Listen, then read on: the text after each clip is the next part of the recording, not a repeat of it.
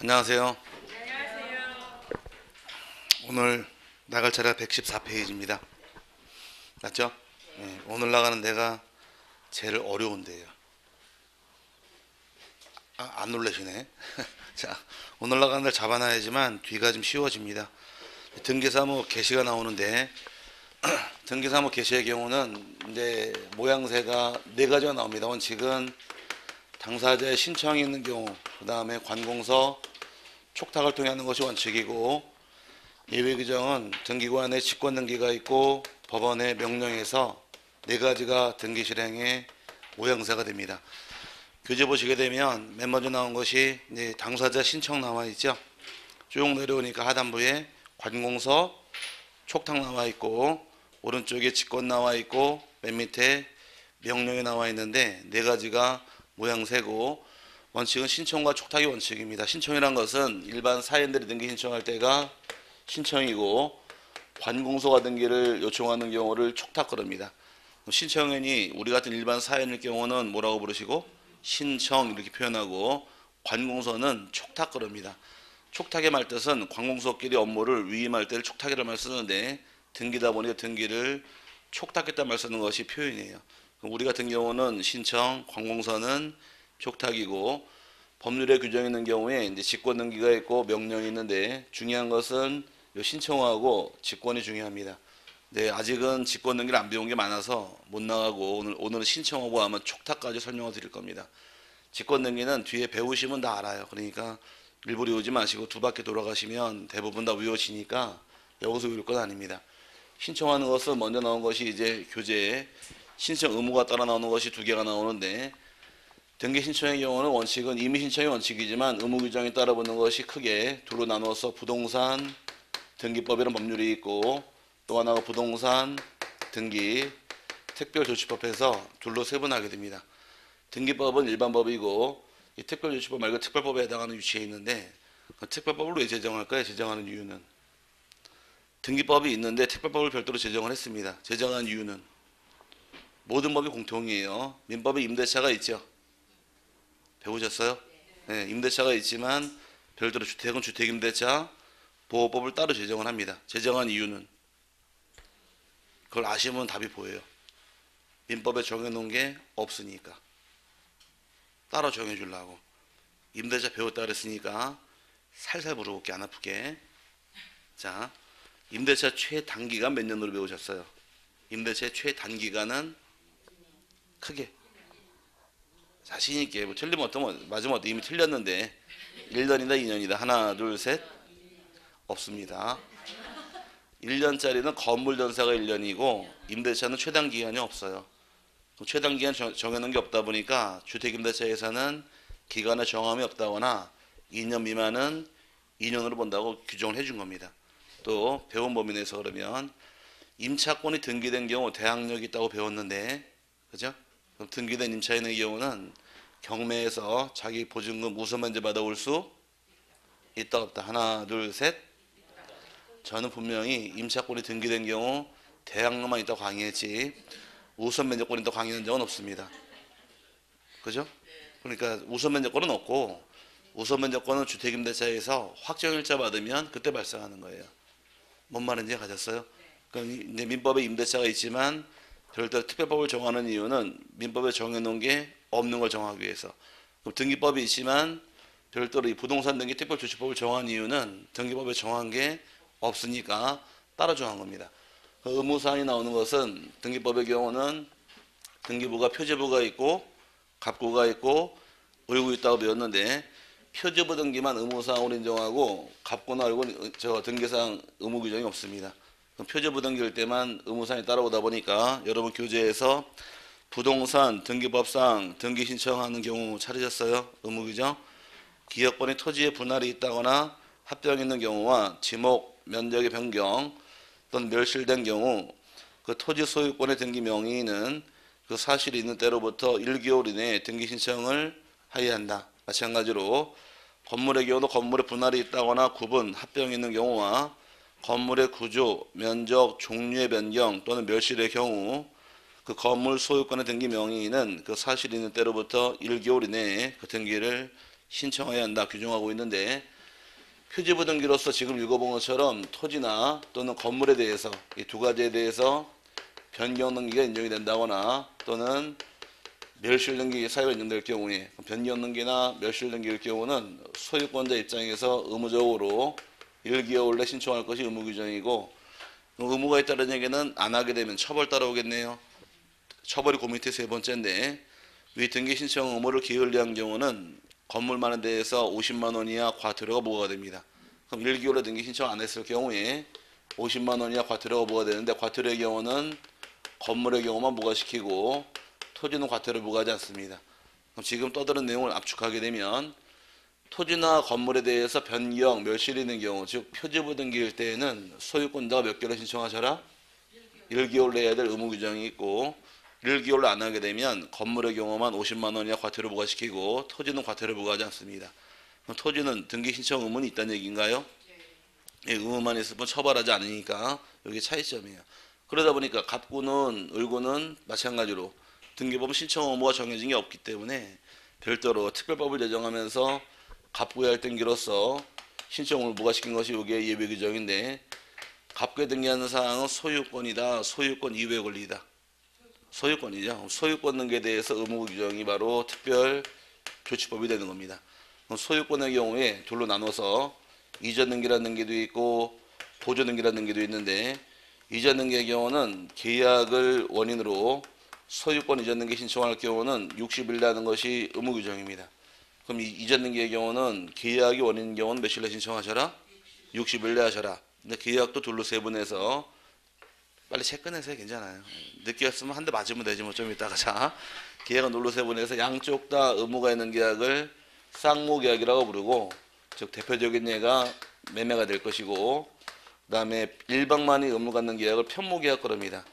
그럼 한쪽 편만 의무가 있는 계약은 대표적인 것이 증여. 그럼 매매계약을 체결한 경우와 증여계약 체결한 경우에 60일의 기산점이 달라서 여기서 문제화가 됩니다. 매매계약을 체결하게 되면 여기서 퐁당퐁당 빠지는 지문이 매매계약을 체결한 경우 매매계약일로부터 60일 내 그러면 퐁당 빠져요.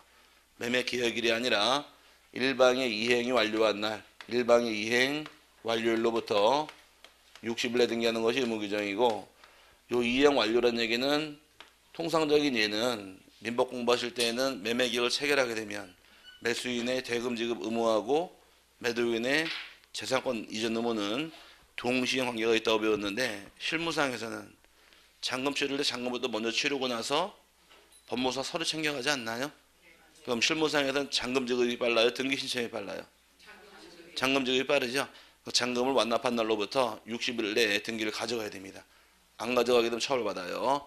여기서 외울 것은 나중에 이행 완료를 외우셔야 되고 증여 같은 경우는 일방 이행과 모든 게 끝나버리니까 이행 완료란 말은 안 나오고 이때는 계약의 효력이 발생한 날, 효력이 발생한 날로부터 60일 내 등기하는 것이 의무 규정이 됩니다. 이것도 외우셔야 돼요. 두 개는. 이거 시험에 참 잘 내는데 잘 내는 이유는 왜 잘 낼까?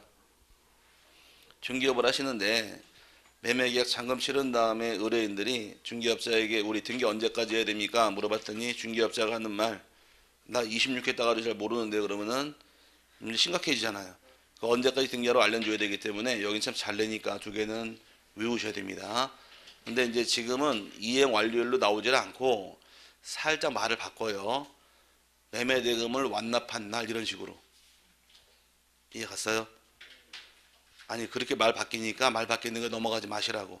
잔금을 완납한 날 또는 매매 대금을 완납한 날 이렇게 바뀌는 날짜가 바로 뭐다? 이행 완료일자니까 주의하시고 보조등기라는 등기는 이제 이것도 둘로 나누는데 원칙과 예외 나눠서 원칙은 보조등기는 등기법이든 특별조치법이든 신청 의무는 없습니다. 하건 말건 소유자 마음이고 예외 규정이 따라붙는 것이 미등기 상태에서 소유권 이전을 내용으로 하는 계약을 체결한 경우 이때 의무가 따릅니다. 계약을 체결한 경우는 60일 내에 등기하는 것이 의무 규정인데 이 말 뜻이 무엇이냐? 여러분이 집을 처음 지은 경우 어떤 등기해야 돼요?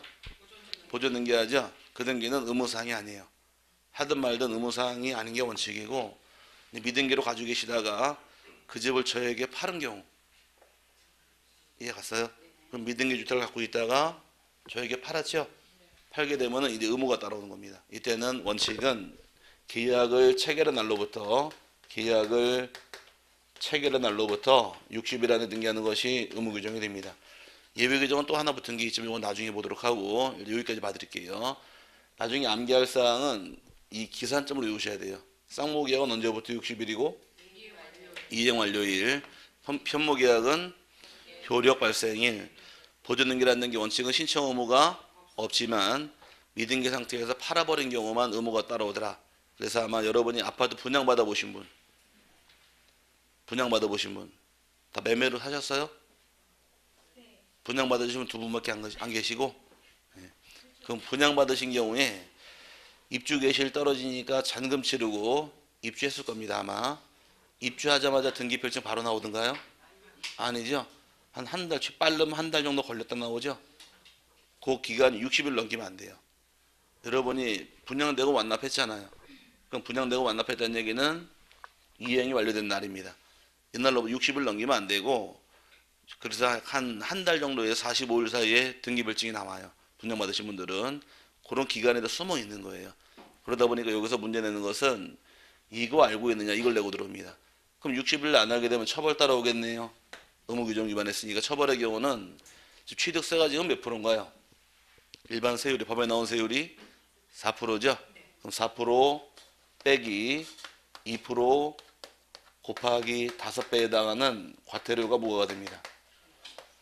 복잡하게 만들었는데 4% 빼기 2% 해준 이유는 지금은 취득세에 등록세가 편입되어 있는데 옛날에는 취득세하고 등록세가 따로따로 있을 당시에 얘가 2%, 얘가 2%에서 따로따로 2%씩 있었습니다.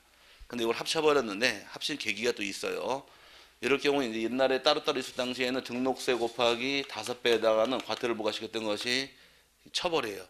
그럼 합쳐서 4%가 됐으니까 요건 빼줘야 될 거 아니에요. 그래서 요거 빼줘가지고서 4% 빼기 2% 곱하기 5배라는 이 처벌이 따라옵니다. 이거 어마어마한 겁니다. 금액이 2%라 그러니까 별로 어감이 없지만 1억짜리일 경우 2%죠. 2% 곱하기 얼마예요? 5배니까 1억이 2%라는 얘기는 200만 원 곱하기 5 하니까 1000만 원이어야 되는 겁니다.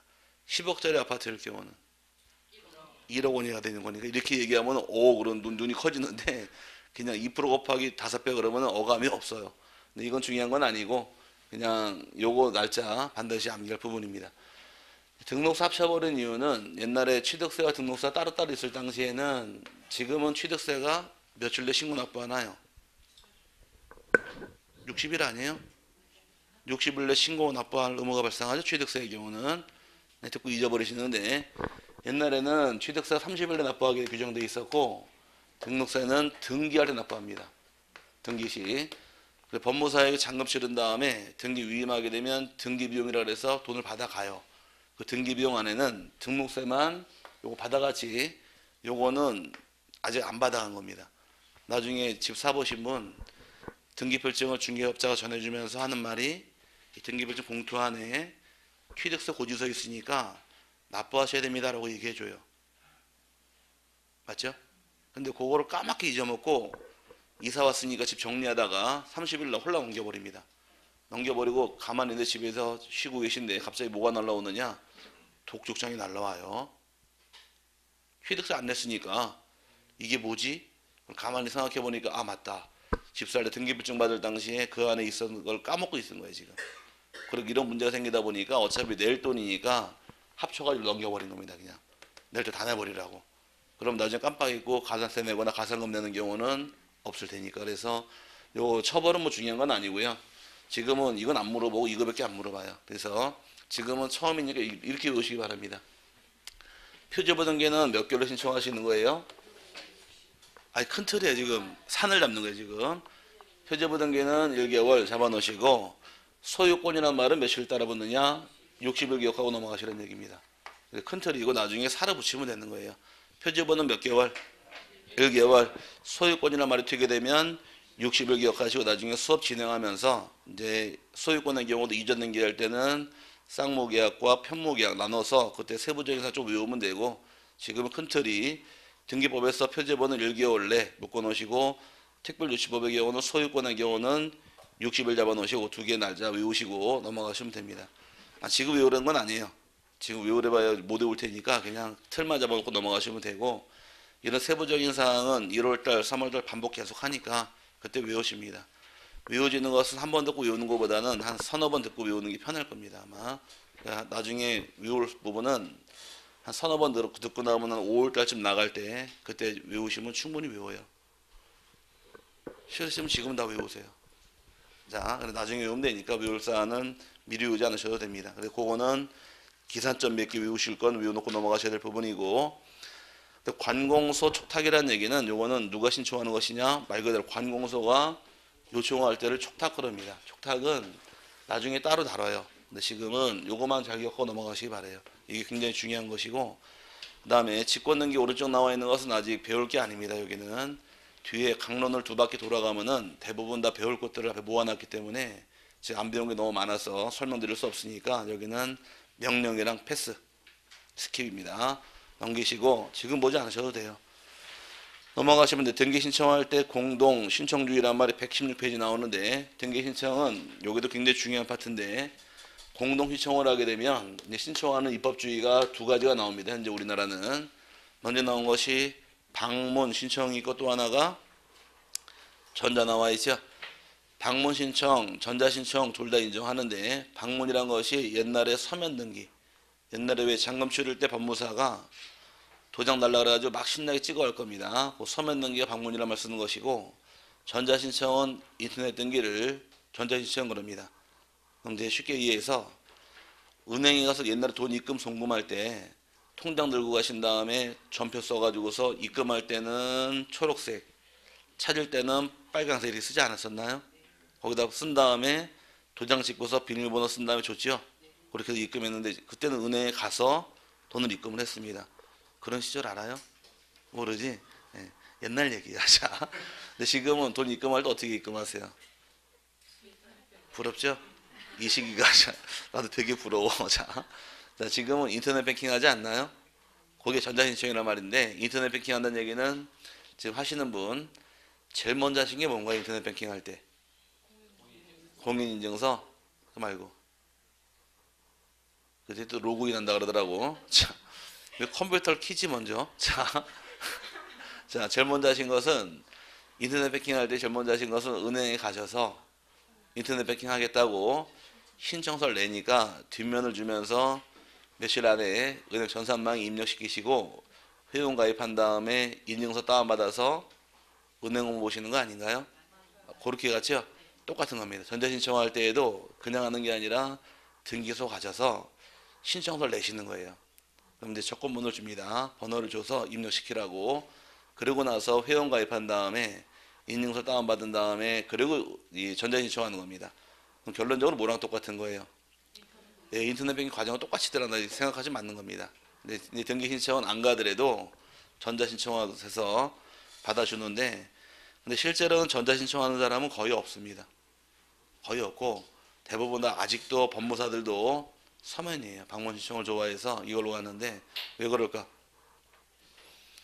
전자신청을 하게 되면 참 제도는 좋지만 나쁜 게 있습니다. 여러분이 옛날에 서면 등기일 때 법무사에게 등기를 맡기게 되면 위임장 주지 않았나요?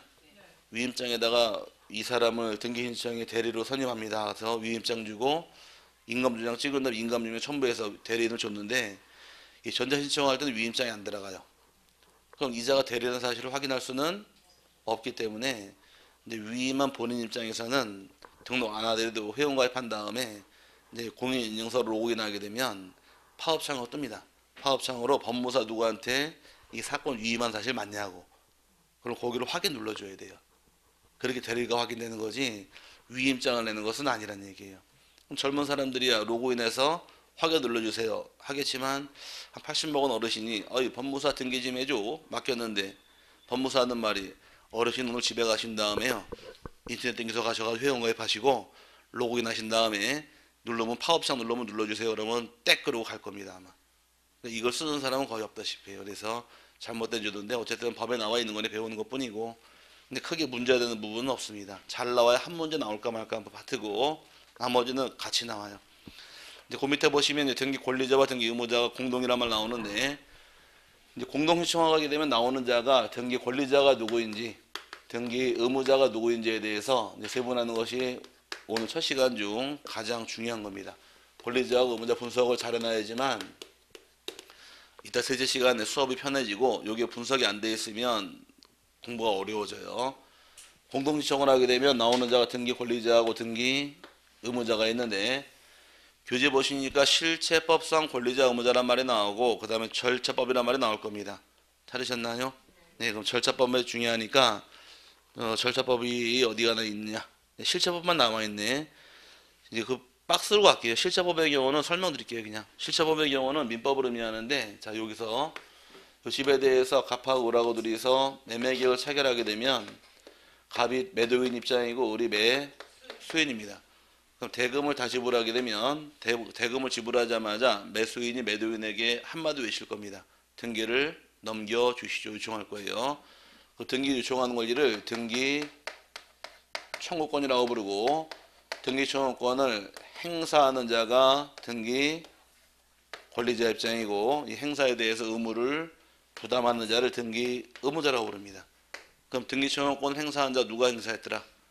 매수인이 행사했죠.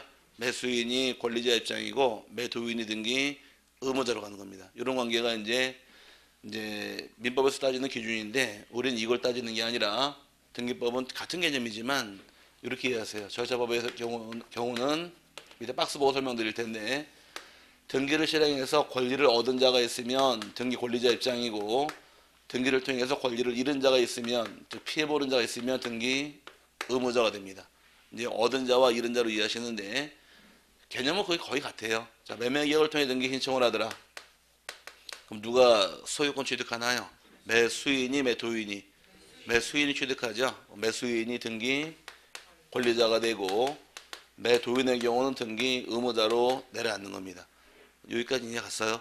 그럼 이제 매매랑 정반대 입장은 지금 팔았지만 다시 사오겠습니다라고서 환매특약 맺을 수가 있는데, 환매특약을 맺게 되면 입장이 서로 뒤집어지는 겁니다. 그럼 다시 사갈 권리는 누구한테 있는 거예요? 매도인에게 있으니까 매도인이 등기 권리자 입장이고 매수인이 등기 의무자로 바뀌는 겁니다. 그럼 매매계약은 매도인이 의무자, 매수인이 권리자. 하지만 환매는 입장이 반대 입장이니까 거꾸로 이해하시면 두 개 같이 잡을 수 있을 것이고요. 그 다음에 전세권을 설정하더라. 이제 전세권을 설정을 하게 되면 나오는 자가 전세권자하고 전세권 설정자라는 자가 나오는데, 전세권자가 집 주인일까 설정자가 주인일까? 전세권 설정자가 주인이죠. 설정이란 말은 만든다는 뜻이에요. 그러니까 집주인이 세입자 들어올 자리를 만들어 줘야지만 세입자가 들어오니까 전세권을 만들어 주는 자, 다른 말 전세권 설정자가 집 주인이고 세입자가 전세권자가 되는 겁니다. 그럼 전세권 설정을 해주게 되면 이 집에 들어와 살 권리는 누가 취득해요? 전세권자가 취득해요? 집주인이 취득해요? 전세권자가 취득하겠죠. 전세권자가 집에 살 권리를 취득하게 되고, 집주인은 전세권 설정자의 경우는 집 비워주고 나가야 되니까 살 권리를 잃어버리는 겁니다. 그럼 요거는 공식이에요. 전세권 설정할 때 권리자 입장은 이거 외쳐야 돼. 지금부터 전세권 설정하더라. 권리자 입장은 전세권자. 말바꿔치기입니다.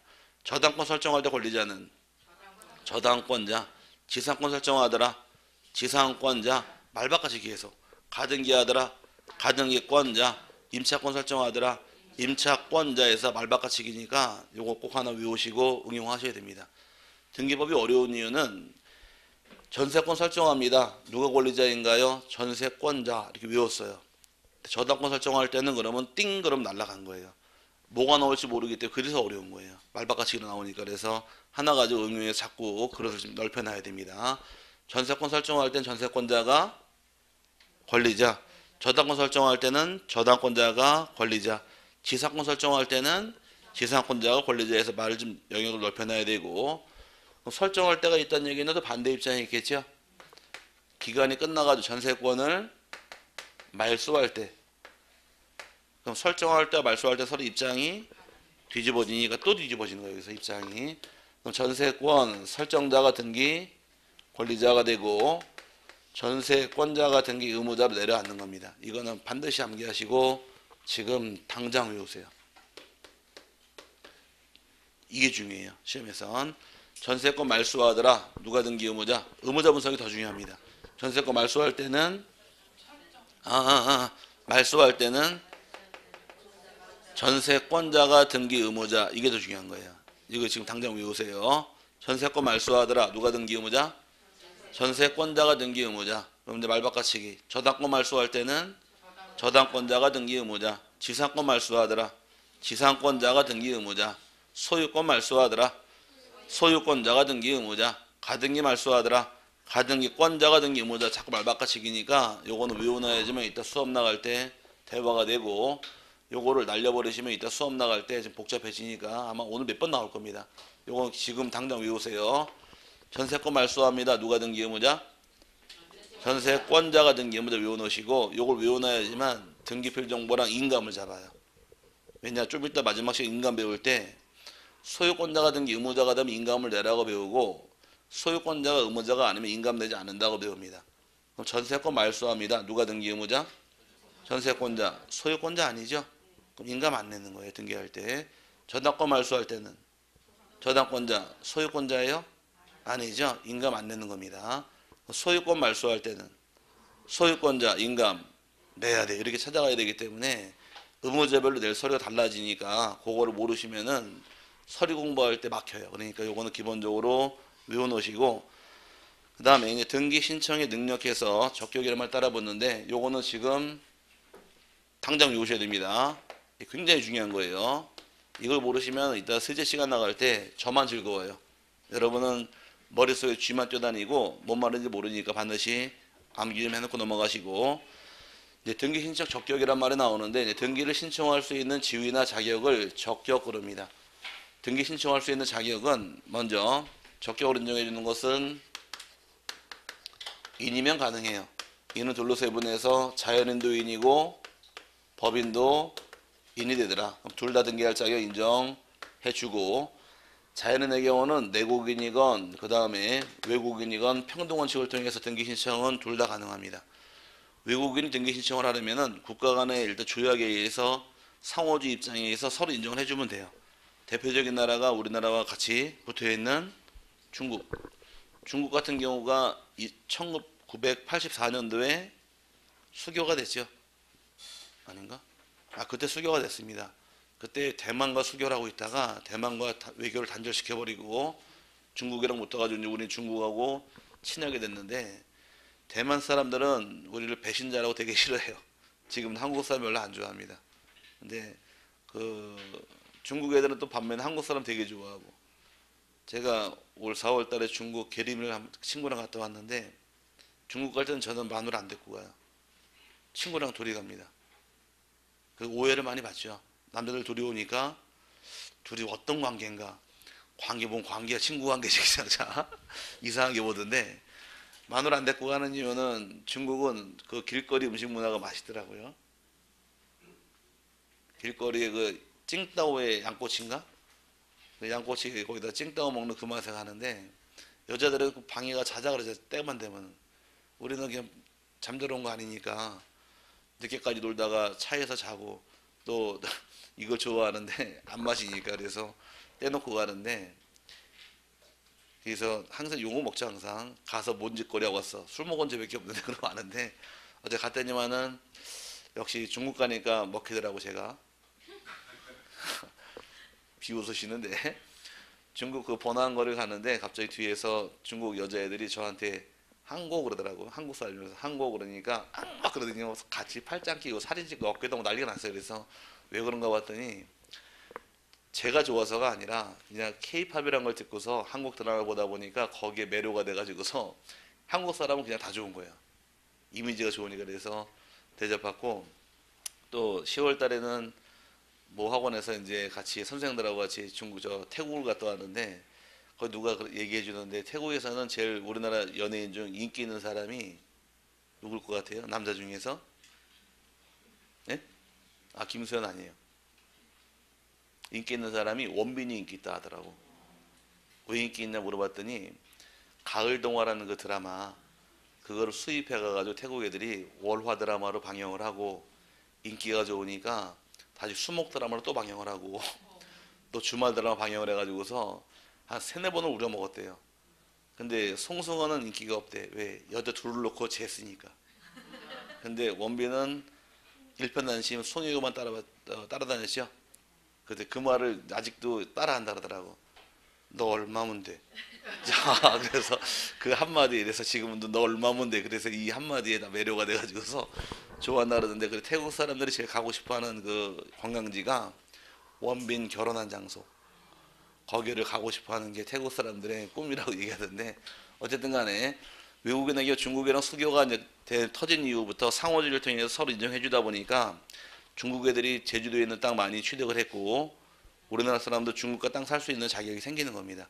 이런 입법주의를 통해서 등기할 수 길을 터진 것이고, 하지만 우리나라 현재 대한민국 정부 입장에서는 외국인에게 어떤 경우도 허용하지 않는 게 몇 개가 있습니다. 이것만큼은 절대 허용이 안 된다 그래서 몇 개를 민법상 규정한 게 있는데, 또 외국인의 경우는 우리나라에서 항공기하고 선박은 소유할 수 없게 돼 있어요. 항공기를 보유했다는 얘기는 높이 올라가서 중요 시설을 다 촬영할 수가 있으니 그 문제가 발생할 수도 있는 것이고, 선박을 보유했다는 얘기는 이 바닷속 지형도를 갔습니다. 해저도를. 바닷속 지형을 알아야 배가 다닐 거니까. 그럼 우리나라 삼면이 바다 아닌가요? 그럼 해저도가 남에게 있다는 얘기는 우리나라 대문 열어주기 꼴밖에 안 되다 보니까 그거는 인정 못하는 것이고, 또 도선사라는 자격증도 인정이 안 돼요. 도선사. 도선사란 말이 뭐 하는지 아세요? 도선사가 이제 백기를 안 나는 사람이 도선사란 말 쓰는데, 외국 상선들 입장에서는 우리 영에 못 들어옵니다. 멈춰야 돼요.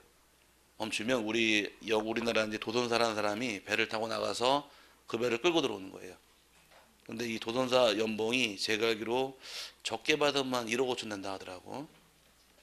내일부터 학원 안 나오시겠네. 자, 도선사 아무나 되는 것이 아니라 선장 경력이 있어야 된대요. 한 8,000도급 선장을 8년인가 이상 이제 운항한 경력이 있어야지만 될 자격이 생기고, 울산항이나 부산항 또는 당진항, 인천항이 큰 항구에 몇 명 있고 없다 하더라고. 그래서 봉급이 센 게 이제 그네들 입장인데, 그것도 외국인은 허용하지 않고 있고, 또 공인중개사 자격증 같은 경우도 지금 외국인을 개방을 했습니다. 옛날에 2000년 이전까지는 중개사 자격증도 내국인만 가능했었어요. 외국인도 허용을 했고, 변호사 자격증도 외국인이 가능하죠. 로버트 할리 국제 변호사 가능하고, 그다음에 회계사도 외국인 다 허용을 하고 있는데, 허용하지 않는 자격증이 변리사. 변리사만큼은 외국인은 허용하지 않습니다. 변리사가 뭐 하는 사람인가요? 특허 업무 담당하는 사람이죠. 특허청 앞에 가시면 변리사 사람들이 많이 있는데, 이 특허 기술이라는 것은 신기술이니까 요거를 외국어로 반출할 걸 대비해서 외국인에게 허용하지 않습니다. 근데 중개사는 누구나 다 딸 수 있어요. 그래서 올해 노은혜 강의할 때 수강하신 분이 중국 분이 한 분 계십니다. 근데 이제 수업을 하고 있는데 말이 약간 좀 뭐랄까 북한 말투 비슷하게 섞이면서 약간 이상한 말투를 쓰시라 그래서 제가 그랬죠. 고조 나만 온 지 얼마나 됐습니까? 물어봤더니 자기는 이북 사람 아니래요. 듣기 분명히 한국 사람 같지는 않은데, 그런데 쉬는 시간에 오시더니만 저는 중국 사람입니다 말씀하시더라고. 그래서 그러면은 직업 때문에 오셨나요? 아니 결혼해서 왔다 그러더라고. 10년 됐대요. 10년. 수업을 들으시는데 대화는 잘 돼요. 말은 다 알아들어. 근데 문제는 이걸 보면 뭔 말인지 모르겠대 이거를. 그러니까 말론 대화가 되는데 이 한국 책을 보면은 이 말이 뭔 말인지 이해가 안 된대요. 이게 소위 말하는 뭔가요? 문맹이죠. 대화는 되지만 책을 봐서 뭔 말인지 모르는 상태. 근데 어쨌든 간에 그분이 합격을 하십니다. 올해. 이름은 무슨 묘예요 이름이. 합격을 하셨는데 우리는 지금 가슴에 손을 얹고 우리도 생각 좀 해볼 문제예요 지금. 우리나라 시험을 중국 사람 합격을 했는데 우리도 합격해야 될 거 아니에요 이제. 아닌가? 맞죠? 이건 진짜 떨어지면은 이거는 멍멍이 망신이야 이거 진짜로. 그러니까 올해 꼭 열심히 합격하시길 바라고. 그분도 계십니다. 어쨌든 간에 외국인에게는 그런 게 몇 개가 제한되고 나머지는 허용을 합니다. 등기는 당연히 가능하고요. 법인의 경우도 내국법인, 외국법인, 영리법인, 비영리법인, 법인의 경우는 다 가능합니다. 법인은 불문하고 다 가능한데, 법인이란 말 사용을 하려면은 법인 등기가 돼 있는 단체가 법인이고, 법인의 경우는 등기 신청은 다 가능한데, 문제가 생기는 것은 오른쪽 페이지에 보시게 되면 네 번째 줄에 권리 능력 없는 사단, 재단 찾으셨어요? 네, 다른 말로 법인처럼 생겼지만 법인이 아닌 단체가 있더라. 법인이 아니란 얘기는 말 그대로 법인이 아닌 사단 또는 재단 그럽니다.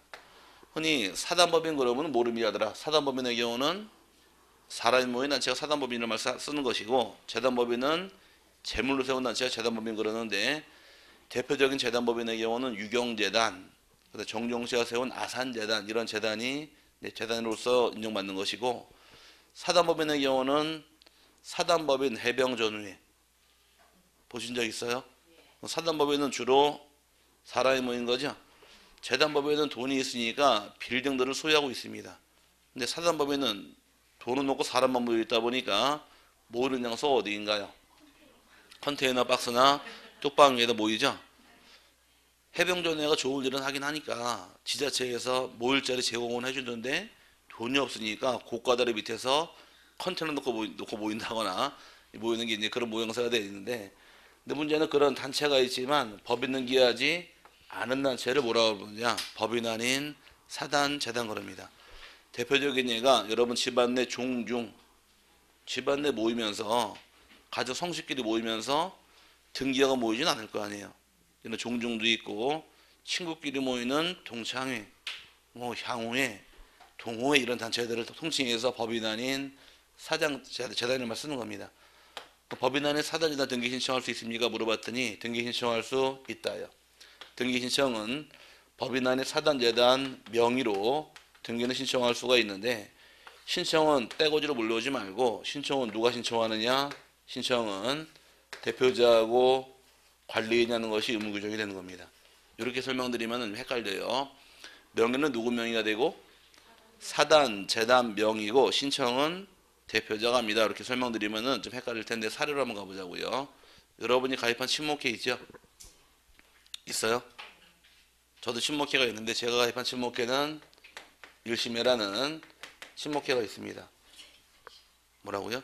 일심회. 웃음이 나오죠. 자, 이제 우리 일심회 들어올 자격은 정관을 규정하기를 별이 최소한 4개 이상은 있어야 돼요.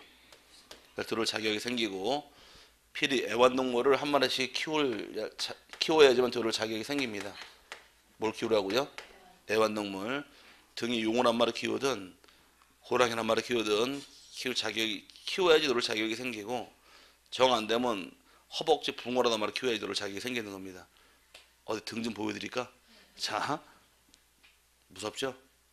안 무서워요? 이 그림은 어디 있어야 진짜일까? 그림은 등에 있는 건 다 짝퉁이고 가슴에 있는 게 진짜예요. 등에 그림 있는 것들은 다 똘마니들이고 가슴에 그림 있는 사람이 두목이에요. 나중에 가슴에 그림 있으시면 피해 다니세요. 아시겠죠? 등에 그림 있는 사람은 다 똘마니들입니다. 어디 가슴 보여드릴까? 자, 조직의 심장이 누군가요? 보스잖아요. 사람의 가장 중요한 데가 심장이듯이 조직의 심장은 보스니까 가슴에 문신하는 사람 보스가 문신하게 되고, 똘마니들은 뒤로 가는 겁니다. 그래서 가만히 뉴스 보시게 되면 조직 폭력배 소탕했다고서 뉴스 나올 때 사진 찍잖아요. 이러고 찍은 사람이 있던가요? 다 등만 보여주던가요?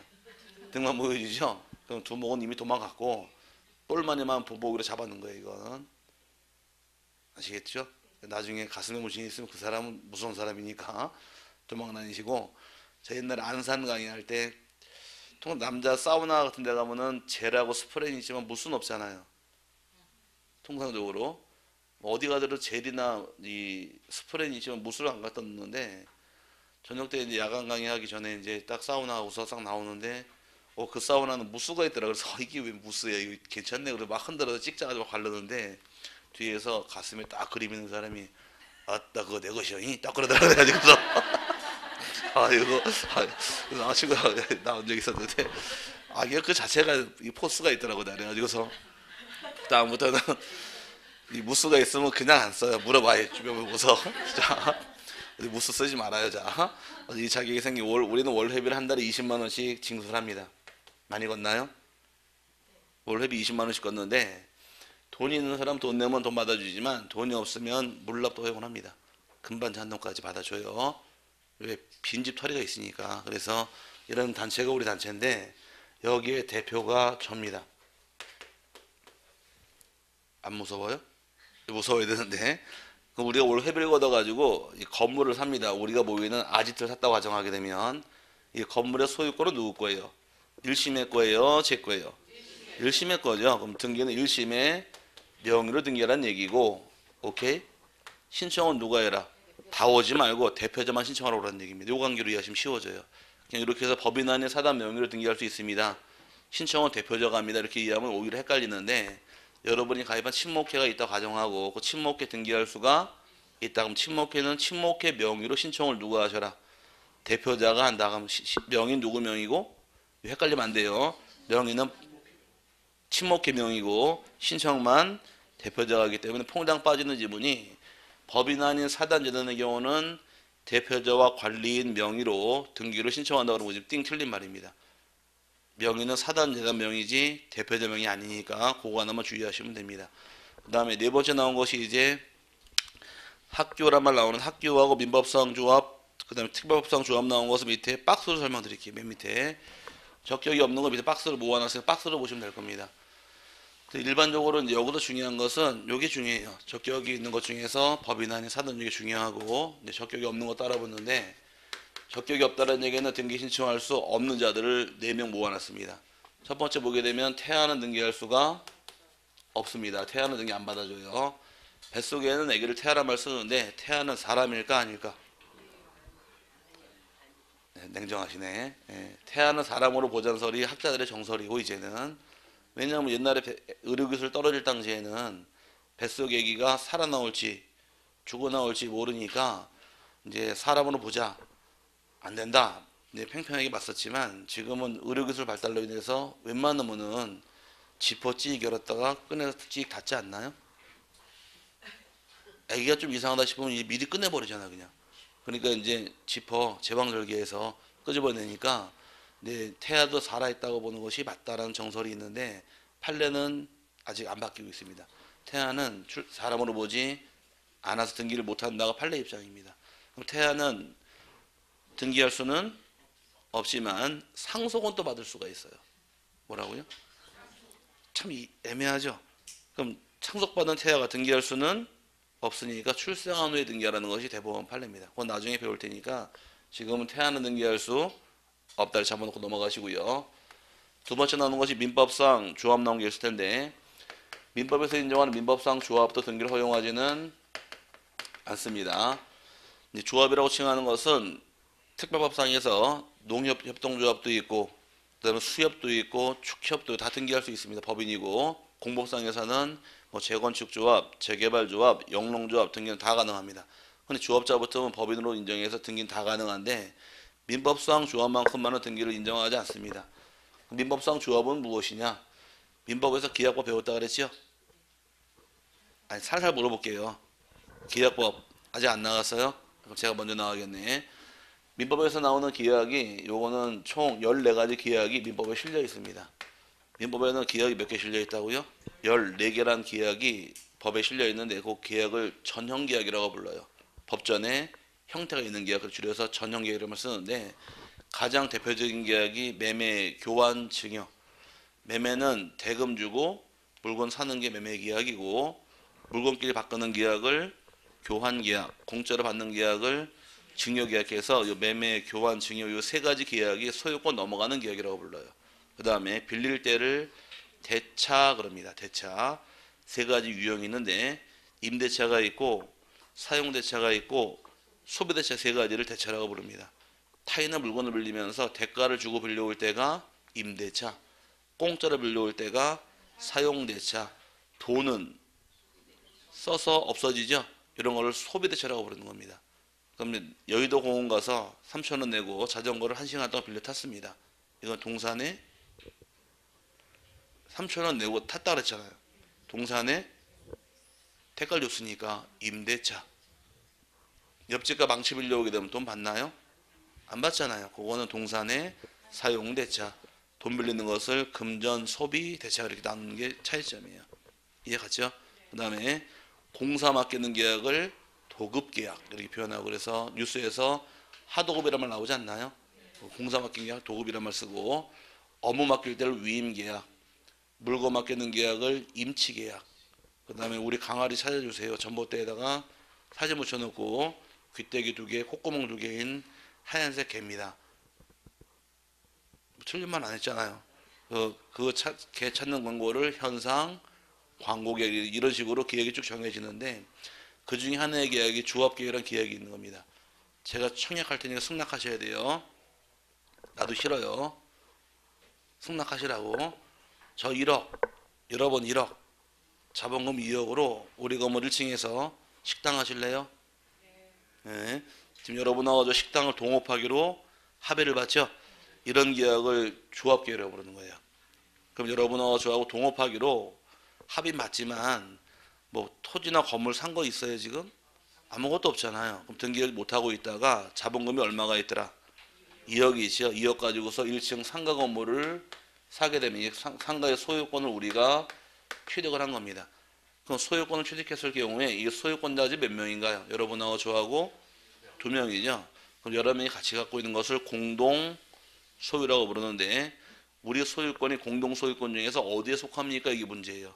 공유관계이냐 합의이냐 총이냐 물어보는 게 문제인데 둘이 만난 관계가 지분으로 만난 관계일 경우는 공유가 되는 것이고 계약으로 만난 관계일 경우는 합의가 되는 것이고 종중 땅처럼 떼거지로 가지면 총이란 말 쓰는 겁니다. 우리 관계가 지금 만난 것이 조합 계약, 계약으로 만났으니까 이 소유권은 합의로 등기하라. 이게 대법원 판례이자 민법 규정입니다. 민법상 조합은 등기 못하는 것이요. 등기는 뭘로 하셔라? 합의로 간다 이렇게 잡아놓고 넘어가시고 조합이란 것은 우리가 알고 있는 조합이랑 달라요. 나중에 이제 민법책 제도로 1월달 기본서 나오게 되면 제가 나중에 민법 703조하고 704조를 찾아보라고 이제 숙제를 낼 겁니다. 민법 703조, 704조 보시게 되면 703조에 조합이란 것이 무엇인지 규정이 되어 있고 조합은 뭘로 등기하는가 704조 명시가 되어 있어요. 한번 찾아보시면 바로 아니까 이제 조합이 등기한다 못한다 물어보는 시기 지나고 조합이 어떤 계약입니까? 이걸 물어보는 게 현재 문제예요. 조합은 2명 이상이 공동 출자해서 공동으로 운용하는 동업하는 계약을 뭐라고 부른다? 조합 자꾸 외쳐야 됩니다. 조합은 무슨 계약이라고요? 동업하기로 약정하는 계약을 뭐라고 하더라? 조합계약이란다 해서 그 관계만 좀 이해하고 넘어가실 부분이고 지금은 조합은 등기할 수 없고 뭘로 등기하실 것? 합의로 등기하는 겁니다. 그 다음 세 번째의 경우는 학교 등기 허용하지는 않습니다. 학교는 세 개로 나눠서 국립학교가 있고 그 다음에 공립학교가 있고 사립학교가 있는데 다 등기를 허용하지를 않아요. 공립학교의 경우는 누구나 자기 자녀 보내고 싶은 학교가 있죠. 서울대학교 가든가요 근데? 저희 선배 요번에 선배 형님 그 둘째 딸내미가 작년에 서울대 입시를 넣다 떨어져 가지고서 쇼크를 좀 먹었습니다. 그래서 연대를 가라 그러니까 안 한다고 그래서 1년만 사정하더래요. 나 1년만 재수해달라고 시켜달라고 그래가지고 결국은 1년 더 재수시켜가지고 결국 서울대 입학했습니다 올해. 그랬더니 귀에 걸려 자랑을 막 하더라고 그래가지고서 서울대반에서 소 한 마리 잡아야지 그러니까 잡겠대요. 근데 제발 잡을 때는 나 있을 때 잡으라 그랬어. 제가 주말에 저 지방 내려가 있거든 강의 때문에 그러니까 그때 잡지 말고 잡으라 그러니까 알겠다 그랬는데 아 부러워라. 부럽죠. 자 어쨌든 국립대학교는 서울대학교는 국가 앞으로 등기하는 거지 학교 앞으로 등기 못하게 돼 있고요. 주변에 보시면 초등학교나 중학교, 고등학교 많이 있죠. 이런 공립학교들은 등기할 때 지자체 명의이지 학교 명의 등기할 수는 없게 돼 있고 사립학교의 경우는 학교 등기 못합니다. 사립학교의 경우 학교 법인까지 등기하는 거지 학교 등기 허용하지 않으니까 학교는 일체 등기 허용하지 않습니다. 마지막에 이제 네 번째 읍면동리란 말이 나오는데 네 번째 읍과 면과 동과 리 등기 허용하지 못한다 이 원칙인데 이제 국가단체 등을 통칭해 부를 때 공법인 그럽니다. 국가 등을 공법인의 경우 등기할 수 있습니까? 물어보게 되면 일단 세분할 것이 국가 등기할 수가 있느냐? 국가 등기할 수 있을까요? 있어요? 배웠어요? 안 배웠어요? 미치겠다. 여기다 써놓고 국가 서울대학교 국가로 등기하면 써놓고서 여기 와서 국가 등기할 수 있는지 물어봤더니 안 배웠다 잡아 딱 됐는데 아멘. 자 국가 등기할 수 있다 없다? 있죠? 네, 얼마든지 가능하고 그 다음에 서울시나 경기도 등기할 수 있고 행정구역상 시, 군, 국까지 등기를 허용을 합니다. 근데 읍면 농리는 자치단체가 아니에요. 등기를 허용을 안 하는 거예요. 어떻게 하면 쉬워질까? 이 세 명의 공통점은 과세권이 있습니다. 뭐가 있다고요?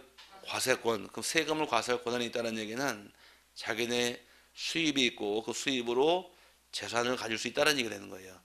그래서 얼마 전 한참 문제됐던 것이 각 구청이나 시청마다 청사를 새로 지을 때 호화 청사를 새로 져가지고서 문제가 됐잖아요. 그럼 시군구 등기할 수가 이따까지 보시고 읍면 독립 등기를 허용하지는 않습니다. 그럼 이제 국가가 여러분 배우는 세금 중에서 국가가 부과하는 세금은 가장 대표적인 것이 이렇게 이해하시면 될 거예요. 아마. 부동산을 취득하더라. 납부할 할 세금은 취득세, 보유합니다. 재산세, 팔아먹더라. 양도소득세. 이 세 개 중 세율이 가장 높고 세금이 가장 많이 거치는 것은 그거는 국세예요. 그다음 취득세랑 재산세 어떻게 더 많아요? 취득세가 많죠. 그거는 시도세. 재산세는 시군구세. 그래서 세액이 가장 많은 거는 국가. 그다음에 지금 덜 많은 거는 시도. 가장 작은 것은 시군구 하면 이렇게 이해가 될 겁니다. 이해됐어요? 네, 여기까지 보시고 요 네 가지만 봐놓고 넘어가시되 독립 예외 규정은 있는 거 요거는 1월달 풀을게요. 그냥 지금 큰 틀만 잡으시는데 태아 등기할 수 없죠. 민법상 주업 등기할 수 없고 학교 등기하지 못하고 읍면 독립 등기할 수 없다까지를 세분하고 들어가시고 대법원 판례에서 독립 예외로 등기할 수 있는 것은 요건 1월달에 봐드릴 테니까 지금은 큰 틀만 잡으시고 세분하시길 바랍니다. 그 다음에 교회도 등기할 수 있고 전통사찰 등기 다 가능합니다. 요 네 개만 아닌 거 다 등기 가능해요.